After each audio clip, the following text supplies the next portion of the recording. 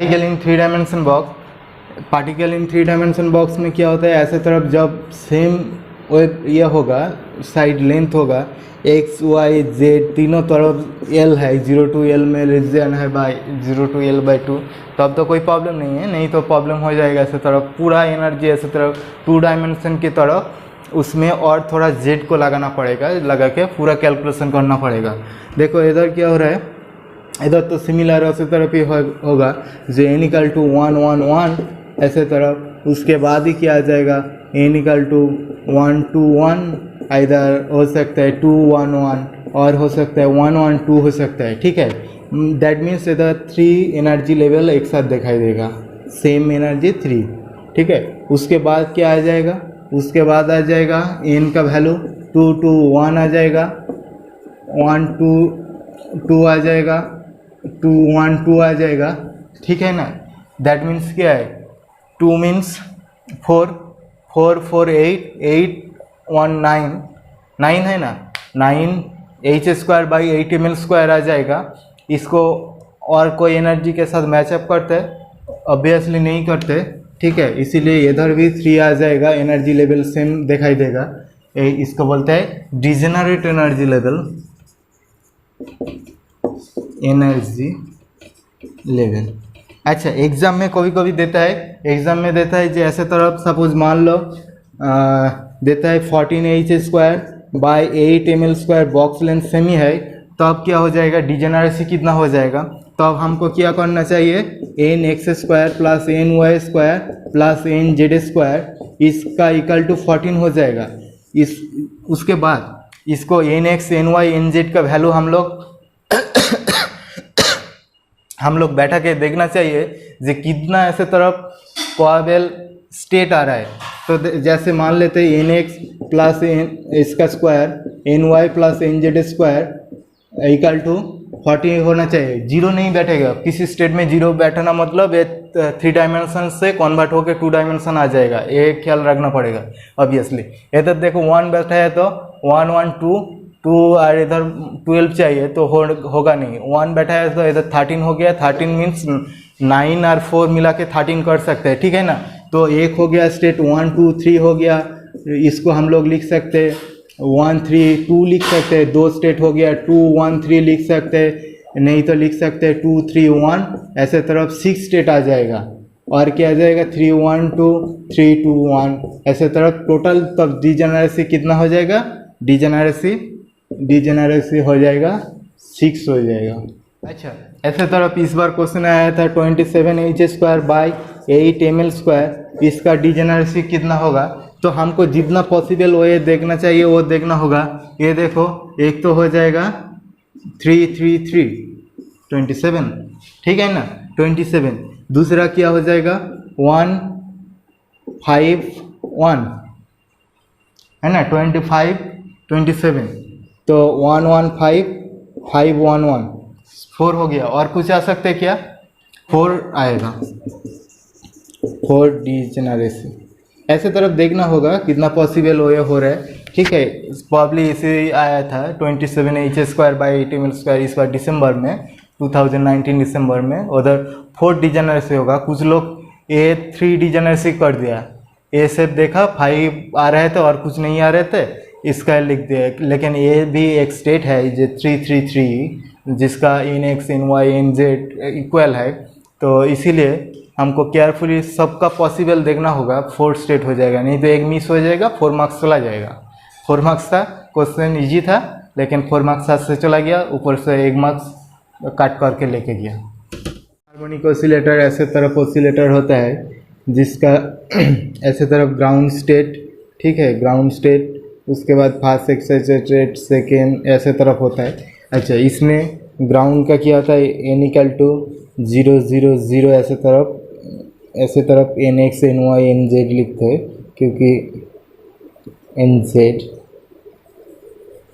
अच्छा, nx y z nx y z इसका value 0 0 आता है ग्राउंड स्टेट में, क्योंकि इधर एनर्जी क्या आता है, En = आता है, क्या आता है, ये nx + ny + nz plus 3/2 H new ऐसे तरफ एनर्जी आता है, ठीक है।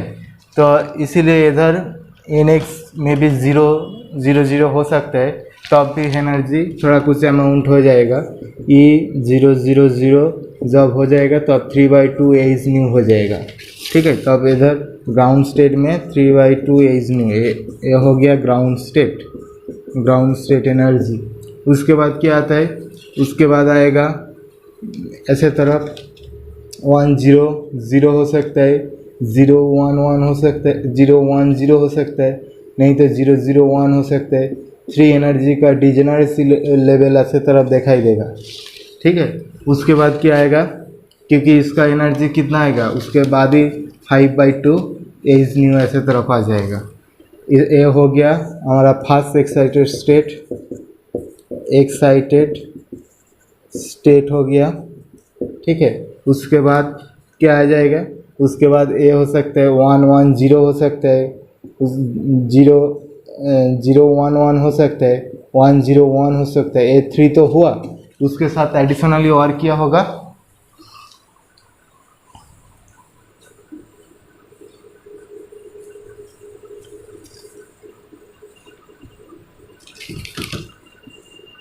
वन जीरो 1 0 1 ऐसे तरफ हो सकता है। उसके साथ ही एडिशनली, क्योंकि इस लेवल का एनर्जी क्या होगा, 7/2 एच न्यू होगा। अभी देखिए जब 2 0 0 करता है सेम ही चीज़ होगा, ठीक है ना। 2 0 0 कर दिया तो सेम ही एनर्जी आ जाएगा। 0 2 0 ऐसे तरफ 0 0 2 ये भी सेम ही है। तो इसीलिए इस स्टेट का डिजेनरेसी कितना हो गया 6 और 5 6 ऐसे तरफ डिजेनरेसी जितना ऊपर जाएगा उतना ही बढ़ते रहेगा। तो इसके लिए कोई 3D सिंपल हार्मोनिक ऑसिलेटर में एनर्जी स्टेट दे दिए तो उसका डिजेनरेसी क्या होगा, डिजेनरेसी का रूल होगा, डिजेनरेसी इक्वल से G equal to n+1 n+2 by 2 आ जाएगा, ठीक है। डिजेनरेसी आ जाएगा n+1 इंटू n+2 बाई 2 आ जाएगा। ये हो गया डिजेनरेसी। इन मीन्स देखो इन कहाँ से कैलकुलेट करें, n means state, number of state. देखो इधर तो 0 इधर 1 2 ऐसे तरफ, सपोज मान लो ऐसे तरफ 5/2 एच न्यू दे दिया। इसका मतलब क्या है, इधर हो गया n का वैल्यू क्या हो गया, माइनस कर दो, 3/2 से माइनस कर दो, n हो गया 1 हो गया ना, n हो गया 1, दैट मीन्स इधर 1 लगा दो, 2 इंटू 3/2 दैट मीन्स 3, डिजेनरेसी आ जाएगा 3। देखो ये लेवल का एनर्जी क्या था 5/2, एनर्जी कितना 5/2 एच न्यू और डिजेनरेसी हो गया 3। कैसे हुआ, n का कैलकुलेट करना होगा। n कैसे कैलकुलेट करें, जो एनर्जी दे देगा, ठीक है, जो एनर्जी दे देगा जो एनर्जी दे देगा उसका given energy given -3/2 H new कर देना चाहिए, ठीक है। तब जो आएगा वो कितना हो रहा है वही देखना होगा, इनके साथ इन कैलकुलेट करना होगा। यहाँ से इन कैलकुलेट करने के बाद ही हो जाएगा। सपोज मान लो, और भी सिंप्लीफाई कर देता हूँ मैंने, मान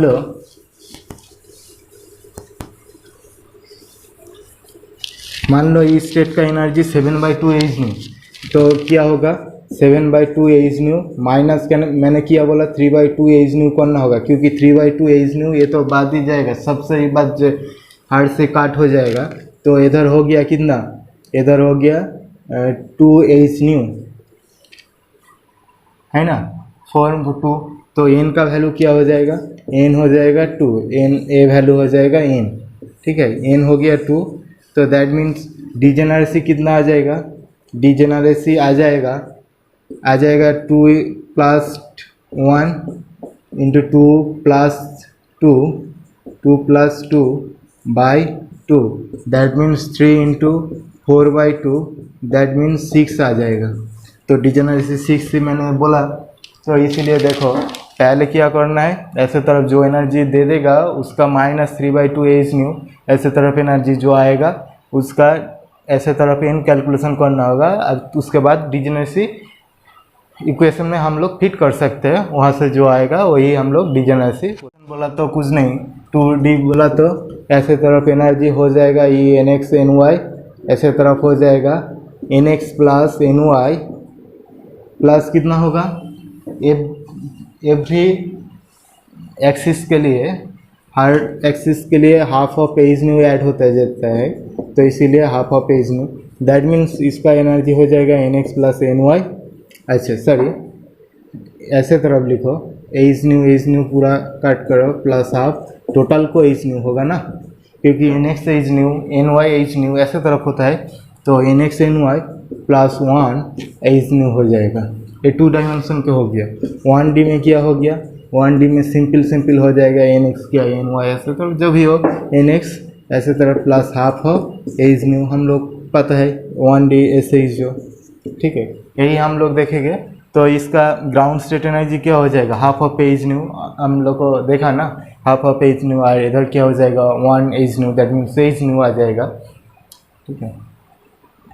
अच्छा, इसका ग्राउंड स्टेट का एक थोड़ा सा अच्छा खासा नाम है, इसको बोलते हैं ग्राउंड स्टेट का नेम क्या बोलते हैं, ग्राउंड स्टेट का नेम बोलते हैं और 0 पॉइंट एनर्जी बोलते हैं, 0 पॉइंट एनर्जी, 0 पॉइंट एनर्जी भी बोलते हैं ग्राउंड स्टेट। तो इसका हो जाएगा हाफ ऑफ एच न्यू, कौन सा 1D सिंपल हार्मोनिक ऑसिलेटर में, तो 1D सिंपल हार्मोनिक ऑसिलेटर में ग्राउंड स्टेट और जिसको 0 पॉइंट एनर्जी बोलते हैं उसका एनर्जी कितना हो जाएगा, half of H new.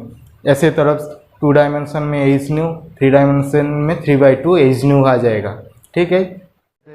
Particle in 1 dimension box में नोड हो रहे थे, n-1 नोड हो रहे थे, n के लिए एक कम हो रहे थे नोड, लेकिन इधर क्या हो रहा है, n स्टार्ट हुआ 0 से, तो n = 1, n = 2, 1 डायमेंशन में बोल रहे हैं मैंने, n = 2 ऐसे तरफ हो रहा है, तो इधर नोड क्या होगा, इधर नोड 0, नोड = 0, नोड मीन्स किधर भी काट नहीं किया, ठीक है, इधर डायरेक्ट एकदम है, इधर एक क्या हुआ काट होके इधर नोड क्या है, नोड = 1, इधर नोड क्या हो जाएगा 2 हो जाएगा, node 2, that means number of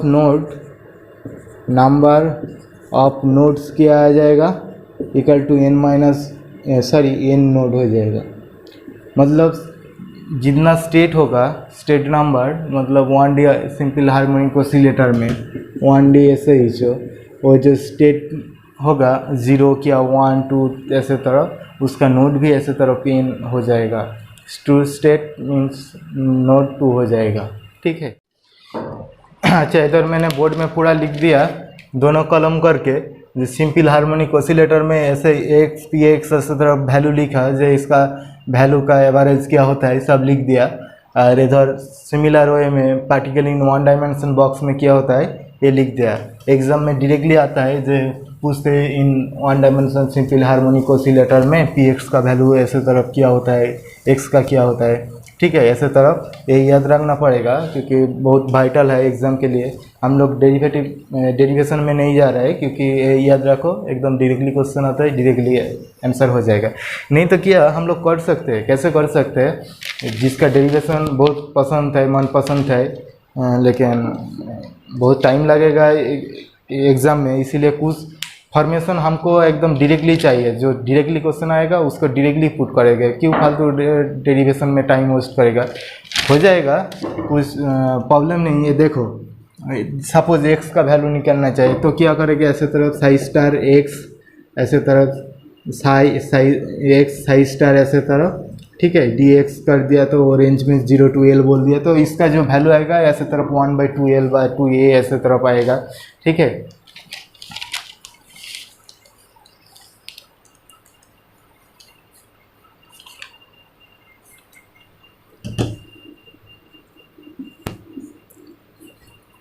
अच्छा, जिसका डेरिवेशन पसंद है वो डेरिवेशन कर सकते हैं, ऐसे तरफ साई एक्स रूट ऐसे तरफ लगा के, जो 0 to L Sai x Sai star dx लगा के कर सकते हैं, तो उसका x का वैल्यू ऐसे तरफ L/2 ही आएगा, ठीक है, वो कर सकते हैं पूरा इंटीग्रेशन करके, ये टोटल इक्वल टू 1 हो जाएगा, है ना। टोटल इक्वल टू 1 ऐसे तरह पूरा इंटीग्रेशन करना पड़ेगा।